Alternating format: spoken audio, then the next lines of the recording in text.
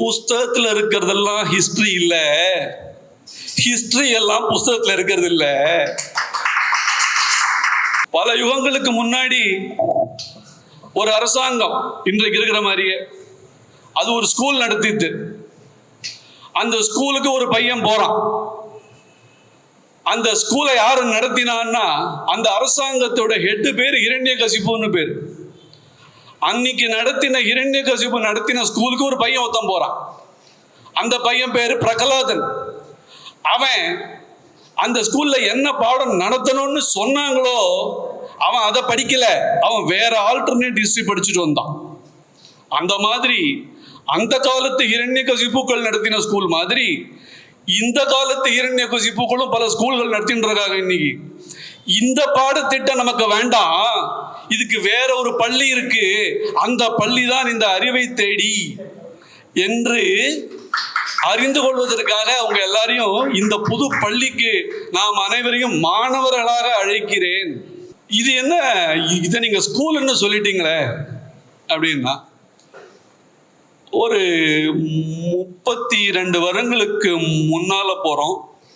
நான் இப்போ 7ஆம் கிளாஸ் படிச்சுட்டு இருந்தேன். இதுலேருந்தே இப்போ எனக்கு என்ன வயசுங்கிறத நீங்க அனுமானிச்சுடலாம். ஸ்கூல் பசங்கள்லாம் நின்றுட்டு இருக்கோம் 7ஆம் கிளாஸ்ல. எங்க வீட்டில் சொன்னா, சத்சங்கத்துல உமாச்சி மாமா ஒருத்தர் வந்திருக்கார், நீங்க எல்லாம் போங்கன்னா. எங்க ஊர்ல அடிக்கடி உபன்யாசம் நடக்கும். கிருபானந்த வாரியார் கீரன்லாம் வந்துருவா.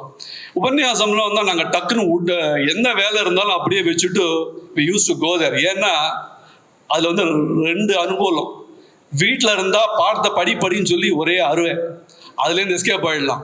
2வது அங்கே போய் உட்கார்ந்துட்டு இருக்கணும், கதை சொல்லுவா. கதை கேட்டதுக்கு அப்புறம் எண்டில் ஏதாவது சக்கரை பொங்கல் சுண்டல் ஏதாவது கிடைக்கும், நம்மட உட்காந்துருக்கலாம்னு சொல்லிட்டு நாங்கள்லாம் அங்கே போயிட்டோம். அங்கே போனால் உபன்யாசமே நடக்கலை. அங்கே ஒருத்தர் உட்காந்துருக்கார். அவர் எங்களை எல்லாம் வந்து கேள்வி கேட்கிறார். எங்களுக்கு கேள்வி கேட்டாலே பயம். இந்த காலத்து ஆட்சி மாதிரியே ஒத்தொத்திரியா கூட்டு ஒரு கேள்வி கேட்டுனே வர்றார்.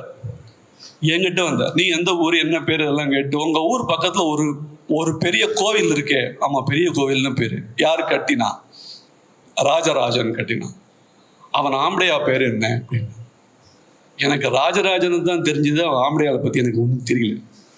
சரி, ஷாஜஹான் ஒருத்தர் தானே தெரியுமானா, தெரியுமே, அவன் ஆம்படையா பேர் என்னன்னு கேட்டார்.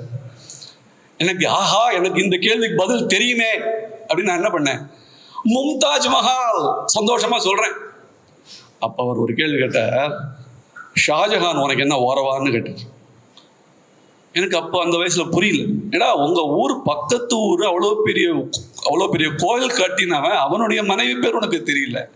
எங்கிருந்தோ நமக்கு சம்பந்தமே இல்லாத யாரோ தான் அவனுடைய மனைவி பேர் உனக்கு எப்படி தெரியுது?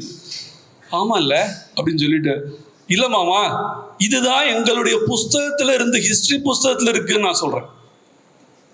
அதனாலதான் நான் என்ன சொல்றேன்டா, புஸ்தகத்துல இருக்கிறதெல்லாம் ஹிஸ்டரி இல்ல, ஹிஸ்டரி எல்லாம் புஸ்தகத்துல இருக்கிறது இல்ல.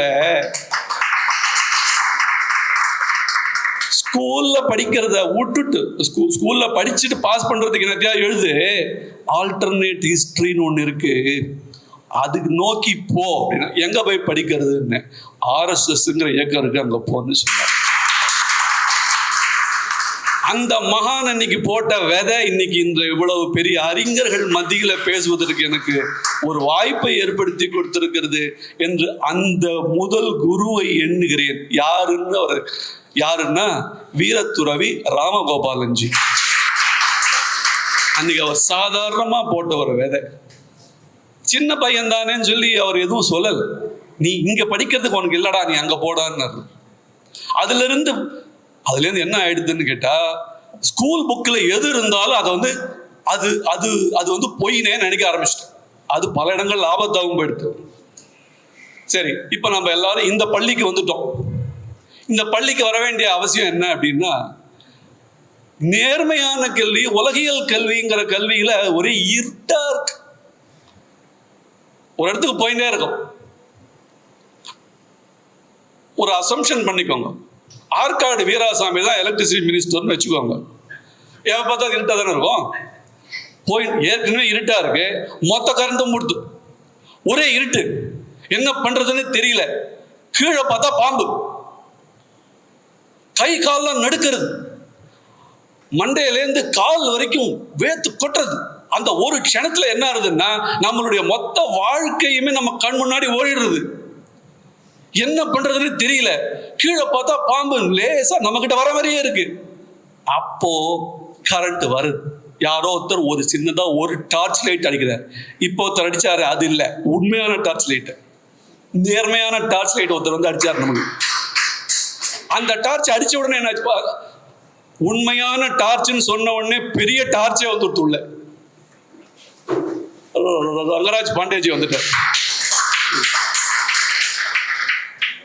அந்த ஒரு க்ஷணத்துல ஒரு டார்ச் அடிச்ச உடனே நமக்கு என்ன தெரிய வருது, அது பாம்பு இல்ல கயறுன்னு நம்ம மனசுல படுறது.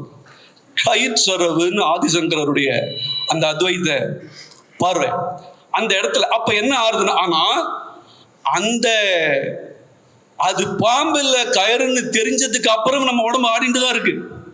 அது உண்மை இல்ல பொய்ன்னு தெரிஞ்சதுக்கு அப்புறம் அதோட எஃபெக்ட் நமக்கு இருக்கு. அதை போல நம்முடைய பாட புத்தகங்கள்ல இருக்கக்கூடிய பல பொய்கள் உண்மைன்னு தெரிஞ்ச அப்புறமும் அதோட எஃபெக்ட் இன்னும் இருந்துட்டு தான் இருக்கு. உதாரணத்துக்கு வைக்கம் போராட்டம்ங்கிற ஒரு கயறு பெரிய கயரா திரிச்சிட்டாங்கல்ல. யுனெஸ்கோ அவார்டுங்கிறது இன்னி வரைக்கும் நம்மளுடைய புக்ஸ்ல இருக்கு. அது பொய் தான். ஆனா இந்த மாதிரி நிறைய புது புது டார்ச் லைட் அடிச்சு அந்த ஒரு ஒளியை நமக்கு எடுத்து காமிச்சாங்கல்ல, அவங்க எல்லாம் யாரு? இப்ப இருக்கிற இந்த இருட்டு மாயை இருக்குல்ல, திராவிட இருட்டு இருக்குல்ல, இந்த இருட்டிலிருந்து, இந்த திராவிட மாயையிலிருந்து ஒரு விளக்கேத்தி வச்சவர் நம்மளுடைய சுப்புஜி. அவர் எந்த பாரம்பரியத்தில் வர்றார்? அவர் மட்டுமா பண்ணார்னா இல்ல, அவர் ஒரு பெரிய பாரம்பரியத்தில் வந்துட்டு இருக்கார். முதல்ல இந்த மாதிரி ஆத்மா, ஜீவாத்மா, பரமாத்மா என்று சொல்லி நமக்கு வழிகாட்டி கொடுத்தவர் ஆதிசங்கர். அப்புறம் யாரெல்லாம் விளக்கேற்றினா? ஆழ்வார்கள் ஏத்தலையா? ஞான சுடர் விளக்கு ஏற்றினேன், ஞான தமிழ் புரிந்தான். அவரும் வழக்கெல்லாம் ஏத்துற. நீ வழக்கு ஏற்றினேன், நான் அவனை பார்த்தேங்கிறாரா இல்லையா? அதுக்கப்புறம் யாரு? ஸ்ரீமத் ராமானுஜர். அவர் என்னென்ன பண்ணிருக்காரு நமக்கெல்லாம் தெரியும். இதெல்லாம் சரி சார், அதெல்லாம் 1000 வருஷத்துக்கு முன்னாடி, 1200 சமீபத்துல யாராவது விளக்கேத்தினாங்களா? அப்படின்னு 100 வருஷத்துக்கு முன்னாடி ஒருத்தர் ஏத்தினாரு.